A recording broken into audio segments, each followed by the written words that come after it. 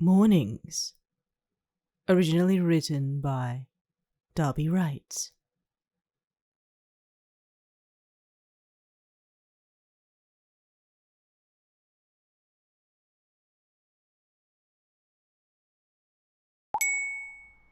Hey, you busy right now? I kinda need your help. Wait, I just realized how that sounds. I promise, it's not that, lol. But it is really important, and it'd be great if you could come to my room, please? Waking up at 5 a.m. was never an ideal concept. Never in your hero-pursuing life would you have thought that waking up at the crack of dawn was a good idea, whether it be for you, your family, or even, well, it just wasn't worth it. At least that was what you were thinking when you sat up in bed, blinking at the unseen messages on your bright phone screen. You grumbled for a while, a whole 5 minutes to be exact, pouting and muttering curses at Kirishima because how dare he deprive you of something as wonderful as sleep. Despite this, you found yourself in the hallway, glaring at the carpeted floors under your feet. You were not dressed in anything special, just a large sweater to keep the chill at bay. If Kirishima wanted to rip you away from your sleep, then he must handle you at your most natural state. It's a punishment, you say to yourself. But it's Kirishima, you reminded. You rolled your eyes at your thoughts as you continued to drag your body through the dorms.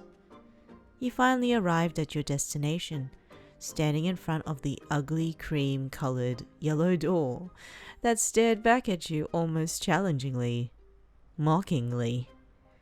Seriously, I have time to turn back, you thought. I could say, oh, sorry, I was asleep, so I couldn't come to your room. Your glaring intensifies at the thought of bailing as you continue to second-guess your choices. You sighed, knowing that you've already dragged yourself out of the comfort of your own bed and made the journey to his door. With a shrug, you knocked on the door once, twice, 3 times, before you were greeted by the ever-smiling face of Kirishima with his sharp canines on full display, and his big red eyes smiling at you too. His cheeks were flushed a rosy pink, and his golden skin glistened with a sheer layer of what you thought was sweat through the bleary vision of your tired eyes. Ah, you made it! I seriously thought you'd be asleep, actually, he greeted. You could hear the excitement in his tone, and it made you curious as to what was so truly important that he had to wake you up at this hour. If only your curiosity won out your grumpiness. You groaned. Why am I here, and what exactly is so important? You pushed past him in your tired state, making a turn straight for his bed to plop down face first into his thick, comfy sheets. As you did, the scent of him engulfed you, musky, with what reminded you of the smell of fresh rain. As cliché as it sounded, it was manly, a familiar woody scent that can only be described as Kirishima. With blankets and pillows, sheets, and a whole comforter surrounding you, it felt like you were enveloped in his arms, pressed against his chest. A small smile tugged at your lips while your eyes fluttered shut, ready to welcome slumber. You were so close to sleep, so close to slipping back into dark euphoria.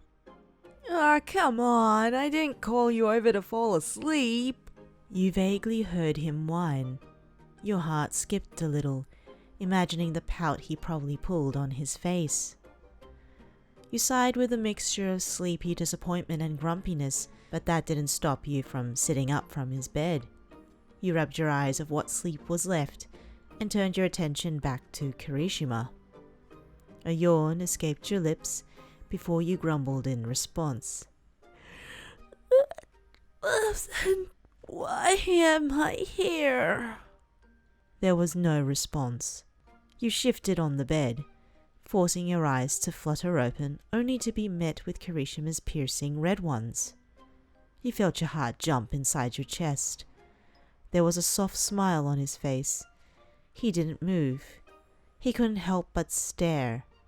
But it wasn't long until he started playing at the loose strands of his shirt, turning his gaze away from you. Sorry for staring, He started, already feeling the heat rise to his cheeks.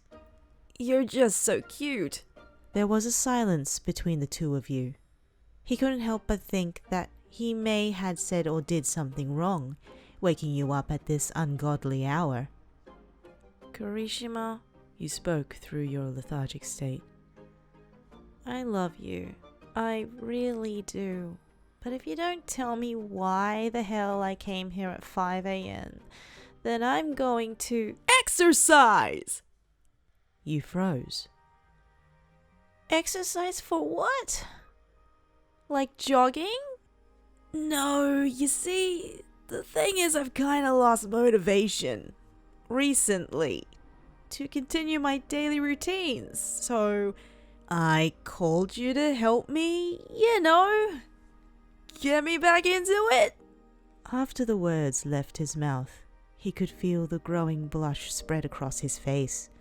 His eyes scanned across the room, not once looking at you, and his hands rubbed at the back of his neck. It made you smile to think he was nervous about suggesting the idea. You raised a brow in curiosity. Motivation like how? Kirishima walked to the side of his bed, standing across from you. His large hand reached out towards yours and he beamed a toothy grin. Grabbing his callous hands, he guided you to the floor and gently laid you down. Your eyes connected for a split second as his eyes glowed with admiration. You lie down comfortably still. You trusted him, but sometimes trust can only go so far without explanation. When he situated himself on top of you, with both his hands beside your head, he hovered above your figure for a few seconds. Your eyes widened, a pink blush creeping up on your cheeks. Kirishima? What are you doing? The words died from your mouth as quickly as he bent down to come face to face with you, his lips merely a few inches away from yours. That's one, he proclaimed, his voice velvet against your skin, pleasant and soft. He was so close to you. If he dropped any lower, you were sure he would hear the rapid beating within your rib cage. He doesn't move for a while, holding his stance quite literally above you.